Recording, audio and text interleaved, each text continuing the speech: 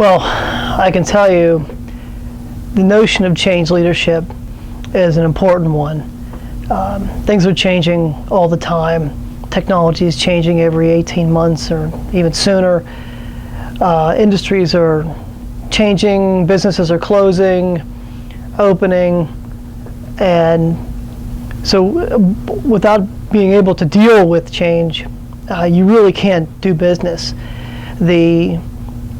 The idea of technology and the process that goes with it is only one piece of it.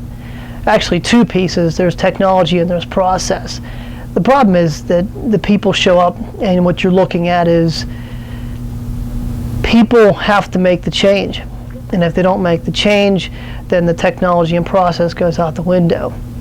So I think the idea of looking at change leadership, change management, is the idea of looking at technology, looking at process, but being able to incorporate people in that and to inculcate that into the culture.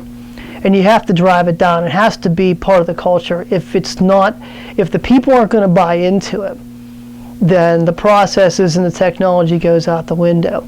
And so that's real change. Real change is when you get a whole company or a whole group of people, a whole tribe, who say, yes, let's do this, let's commit to this. And it really is a path of commitment. And once that commitment's made, and there's that tipping point where X amount of people really buy in, all the others will buy in too. And I think that's really important.